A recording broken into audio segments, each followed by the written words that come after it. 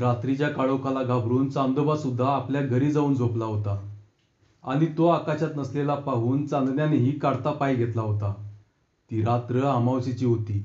सारा गाव निद्रेच्या अधीन झाला होता. मध्येच कुठेतरी कुत्र्यांच्या भुंकण्याने भयान शांततेचा भंग होऊन वातावरण अधिकच गंभीर होत होते. वरून झोपेचा सोंग घेतलेला पाटलांचा वाडा आतून टक्क जागा होता. चिरेबंदी वाड्याच्या आग्नेय कोपऱ्यात टिकावांचा आणि पहारींच्या आवाजाचा दगडी भिंतींना थडकून आतल्या आतच जीव जात होता. 5 फूट खोल आणि 5 फूट रुंद खड्डा काढून तयार झाला होता. खड्ड्याच्या काठावर बसून देवरशाचे घुमणे जोर धरू लागले होते. चित्रविचित्र हालचाली आणि तोंडाने काहीतरी विचित्र मंत्रांचा अखंड घोष चालू होता. अंधाऱ्या खोलीत खड्डा खणताना उठलेल्या धुरळ्यात अगरबत्ती आणि कापराचा उग्र वास आणि धूर मिसळत होता. गडद धुके पसरावे तसे सारे चित्र दिसत होते. हळदी कुंकवाच्या पुड्या, अंगारी दुपारी, तेलाच्या वाट्या, तुपाच्या वाट्या, समया, निरांजने, पंत्या खड्ड्याच्या चारी बाजूने व्यवस्थित मांडून ठेवल्या होत्या. पाय बांधून ठेवलेले घुबड हळदी कुंकवाने माखले होते आणि सुटकेसाठी धडपडत होते. पण या धडपडण्याबरोबरच त्याच्या डोळ्यात हळद कुंकू जात होते आणि होणाऱ्या वेदनेमुळे ते अधिकच जोराने धडपडत होते. देवरची त्या घुबडाला पुन्हा पुन्हा त्याच्या जागेवर नीट ठेवत होता. पाटील अस्वस्थपणे फेऱ्या मारत पुन्हा पुन्हा बंद दरवाजाकडे पाहत होते. घड्याळाच्या टिकटिकीबरोबरच काटा हळूहळू पुढे सरकत होता. तसतशा पाटलांच्या फेऱ्या अधिकच वेग घेत होत्या. फेऱ्या मारणाऱ्या पाटलांकडे घुमणारा देवरसी अधूनमधून दोन्ही भुवया उडवून नजरेनेच काहीतरी विचारायचा. पाटील त्याला डोळ्यांनीच खुणावायचे आणि देवरसी पुन्हा घुमायला लागायचा. इतक्यात वाड्याचा दिंडी दरवाजा करकरला. पाटील अधीरतेने पुढे झाले. भीमा पाठीवर पोते मारून आत आला. पाटलांनी बाहेरचा कानोसा घेतला आणि लगेच दरवाजाला कडी कोंडा घातला. ते अधीर झाले होते. पाटील खालच्या आवाजात भीम्याला म्हणाले, "काय र भीम्या, कामगिरी फत्ते झाली का?" "होय धनी." "बर, सामान घेऊन चल, देवरसी वाट बघतोया." "अज्जी मालक." भीमाने खड्ड्याजवळ येऊन खांद्यावरचे पोते अलगद उतरवले आणि वळवळणाऱ्या पोत्याकडे तो पाहतच राहिला. तसा पाटलांचा राग डोक्यात भिनला. "अरे बघत काय उभा राहिलास? पोत्याची गाठ सोड की आता." "होय धनी." भीमानं पोत्याची गाठ सोडताच पोत्यातून तोंड बांधलेला 5 वर्षाचा मुलगा बाहेर येण्यासाठी धडपडू लागला. त्याला पाहून पाटलांच्या छातीत धस्स झाले. तोंडाचा चंबू करून ते एकदा भीमाकडे आणि एकदा त्या पोराकडे पाहू लागले. त्यांच्या चेहऱ्यावर एकाच वेळी उमटलेल्या हजारो प्रश्नचिन्हांना पूर्णविराम फक्त भीमाच देऊ शकणार होता. "अरे हे काय केलंस? तुझ्या पोराला कशापायी आणलंस? डोंबाऱ्याच्या हऱ्याचं पोर आणणार होतास नव्ह?" भीम्याची डबडबलेली नजर जमिनीकडे वळली. "ऐनवेळी तो पलाटला मालक." "म्हणून काय तू स्वतःचं पोर?" "मालक, तुमच्या शब्दापरीस पोर मोठं नाही मला." "भीम्या, अजून विचार कर. येळ गेलेली नाही. मागणं पस्तावशील." "विचार पक्का आहे मालक. मालीला बी मी तयार केलंय. आता येळ लावू नगसा. माझं काम झालं. चलतो मी." एकदा मागे वळून तोंड बांधलेल्या, अर्ध्या अधिक पोत्यातच असणाऱ्या आणि विस्पारलेल्या डोळ्यांनी धडपडत मदतीच्या अपेक्षेने पाहणाऱ्या आपल्या पोराकडे एक नजर टाकली आणि मोठ्या कष्टाने डोळ्याला घातलेला निष्ठुरतेचा बांध फुटण्याआधीच धोतराचा सोगा तोंडात धरून भीमाने पाटलांच्याकडे पाठ फिरवली. पाटील त्याच्या पाठमोऱ्या आकृतीकडे पाहतच राहिले. वाड्याचा दरवाजा पुन्हा करकरला आणि तसाच करकरत पुन्हा बंद झाला. पाटील त्या हातपाय तोंड बांधलेल्या आणि सुटकेसाठी धडपडणाऱ्या भीमाच्या पोराकडे पाहतच राहिले. देवरशाचे घुमणे वाढत चालले होते. पाटलांचे लक्ष त्याच्याकडे गेले. देवरशाने पाटलांच्याकडे पाहून घड्याळाकडे पाहिले. पाटील समजून गेले. वेळ जवळ येत होती. पाटलांनी पाटलीनबाईंना हाक मारली. "अहो, ऐकलं का?" नाईलाजाने पाटलीनबाई जड पायांनी आल्या. "अहो किती वेळ लावलासा? शुभ येळ टळून चालली या." "आव पर." "गप गुमान सांगतोय तेवढंच करायचं. नसता शानपणा करायचा नाही." "म्हणजे काय करू म्हणता?" "त्या खड्ड्याची पूजा करा आणि त्या पोराला हळदी कुंकू व्हा. ह्यो मान सवासणीचा असतो या." "काय करणारीस ह्या पोराचं?" "काय म्हणजे? बळी देणार आहे तिचा." "काय? अहो काय विपरीत बोलताय तुम्ही? या निष्पाप जीवाचा बळी घेऊन काय मिळणार आहे तुम्हाला?"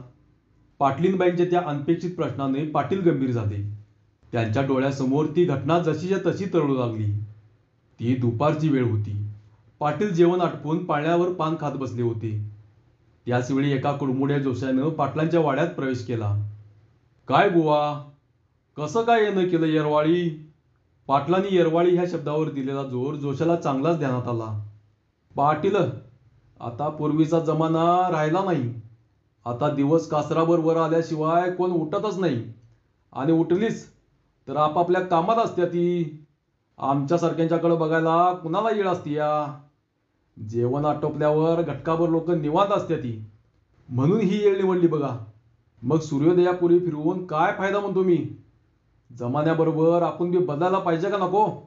त्याने पाटलांनाच कोड्यात टाकले. त्याच्या हजरजबाबीपणावर खुश होऊन पाटील दिलखुलास हसले आणि आत पाहून त्यांनी पाटलीनबाईंना हाक मारली. अहो, ऐकलं का? जोशीबुवांना सुपभर धान्य घेऊन या. पाटील, आता नुसतं सुपभर धान्यानं भागायचं नाही. का र? पोतभर पाहिजे का? ते सुद्धा कमी पडलं म्हणतो मी. जोशीबुवा, आज काय भर दुपारीच? पाटलांचा अंगठा तोंडाकडे गेला होता. जोशी काय समजायचं ते समजून गेला होता. नाही पाटील, मी तसलं काय घेत नाही. बर मग तुझं बोलणं काय समजलं नाही मला. पाटील, खूप महत्वाचं बोलायचं आहे मला तुमच्याशी. अहो, करोडपती होणार आहेसा तुम्ही. जोशीबुवा, काय याडबीड लागले का तुम्हाला? पाटील, तुमचा विश्वास बसणार नाही, पर तुमच्या वाड्यात तुमच्या आबाजांनी पुरल्यालं रगडधन आहे. गुप्तधन म्हणतात त्याला. काय सांगतोस? आणि हे तुला कसं माहीत? पाटील, आम्ही पिंगळ्यांची भाषा जाणतो. माणसं खोटं बोलत्याल, पर पशुपक्षी खोटं बोलत नाहीत. पाटील उगाचच खाकरले. तसा जोशीबुवा गप्प झाला. जोशीबुवा, चला आपण आतल्या खोलीत जाऊन बोलूया. आजूबाजूचा कानुसा घेऊन पाटील जोशीबुवांना बैठकीच्या खोलीत घेऊन गेले आणि लोडाला टेकून सप्पई बसले. आता बोला, काय म्हणत होता तुम्ही? पाटील, तुमच्या वाड्याच्या आग्नेय कोपऱ्यात गुप्तधन आहे. काय सांगतोस? खरं तेच सांगतोय पाटील मी. बरं, मग तिथं खणलं तर गुप्तधन मिळेल काय? मिळेल, पर आता कुठं माशी शिकली? पाटील, आपलं अडाणी पूर्वज आपल्यापेक्षा खूप हुशार होतं. एवढा मोठा धनाचा साठा ते असा बेवारस गाडून ठेवतील वय? त्याच्या रक्षणाची काहीतरी ताजवीज तिने केली असणार का नाही म्हणतो मी. म्हणजे तुला नेमकं काय म्हणायचं आहे? जोशानं उगच सावधपणे इकडे तिकडे पाहिले आणि पाटलांच्या कानात खसपसला. पाटील, त्या धनाच्या रक्षणाची जबाबदारी एक हाडळ आणि एक झटिंग यांच्यावर आहे. आता काय करायचं? ह्याच्यावर काय उपाय? पाटील, प्रत्येक वाटाला पळवाट असतीच की, पर ही पळवाट जरा जोखमीची आहे. अरे किती कोड्यात बोलशील? जे काय असेल ते जरा इसकटून सांग की. कशाला उगाच टक्कुऱ्याचं भरीत करतोस? पाटील, ह्या जगात प्रत्येक गोष्ट टिकाऊ आहे.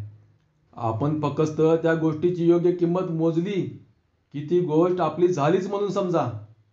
म्हणजे काय करायला लागल? म्हणजे आपणाला त्या हाडळीला आणि त्या जटिंगाला वश करून घ्यावं लागल. अरे पर त्यासाठी काय करावं लागल ते सांग की. त्यासाठी बळी द्यावा लागल. हात तिच्या.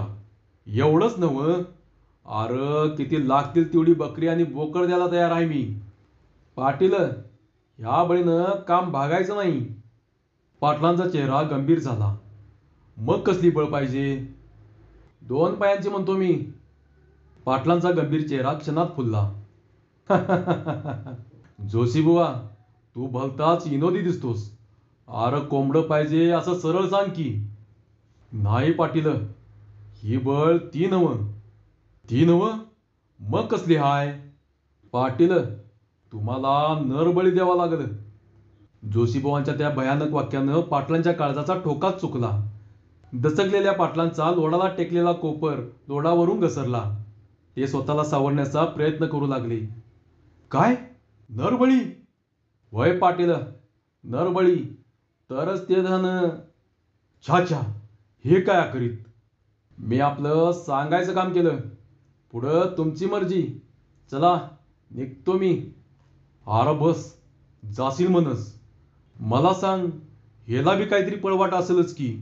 प्रत्येक वाटेला पळवाट असती या, असं तूच म्हणाला होतास नव? नाही पाटील, या वाटेला पळवाट नाही. भूतप्रेतांनी संतुष्ट करायचं तर त्यासनी जे पाहिजे तेच द्यायला लागतं या. त्याच्यात बदल करून नाही चालत. नाही पक्षी तुम्ही या फंदात न पडलेलं बरं. अरे असं कसं म्हणतोस? करोडोंची जायदाद अशी फुकट जाऊ देऊ? अरे हे गबाड मिळालं तर आमच्या पुढच्या 10 पिढ्या नुसत्या गावावरच नाही तर जिल्ह्यावर राज्य करतील. पाटलांच्या उघड्या डोळ्यात भविष्यकाळातील सोनेरी स्वप्ने तरळू लागली. बरोबर बोललासा पाटील. पर त्यासाठी एकच मार्ग आहे.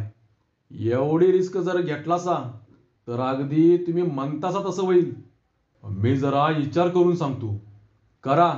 चांगलं एकाला 8 दिवस विचार करून सोडा आणि मला काय तो सांगावा धडा.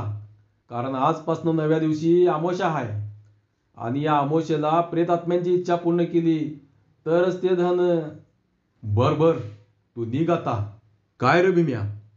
अजी मालक, जोशीबुवांच्या घराकडं भाताचं एक आणि जुंजळाचं एक पोतं आजच्या आज पोच कर. होय मालक. अहो त्याची आणि काय गरज होती म्हणतो मी. अरे गरज तुला नाही, पर घरात वहिनी साहेबांनी असलच नव. तुमचं आपलं काय तरीच असते बघा पाटील. बरं निघतो मी. जोशीबुवांची गंभीर नजर वाड्यात भिरभिरली आणि झटका बसावा तसे ते उठून दिंडी दरवाजातून बाहेर पडले. पाटील त्यांच्याकडे नजरेआड होईपर्यंत पाहतच राहिले. पाटलांच्या टक्कुऱ्यात एकाच वेळी 1000 प्रश्न गोपन फिरावी तसे भिरभिरू लागले होते. 2-3 दिवस असेच गेले. सरणाऱ्या दिवसाबरोबरच आणि घटणाऱ्या तासाबरोबर पाटलांची अस्वस्थता अधिकच वाढत होती. धन तरी पाहिजे होतं, पण त्यासाठी नरबळी म्हणजे खून. आपल्या धन्याची अस्वस्थता भीम्याला अधिकच अस्वस्थ करत होती. काहीतरी केले पाहिजे असे त्याला राहून राहून वाटत होते, पण काय करायचं तेच त्याला सुचत नव्हतं. धन्याच्या हुकमाची वाट पाहण्यापलीकडे तो काहीच करू शकत नव्हता. 3-4 वर्षाच्या भीमाला त्याच्या लहानपणीच कुणीतरी गावात सोडून गेलं होतं. लहानग्या भीमाची दया येऊन पाटलांनीच त्याला लहानाचा मोठा केला होता आणि वयात येताच त्याचं लग्नही लावून दिलं होतं. जणू तो पाटलांच्या कुटुंबातला एक सदस्यच होता.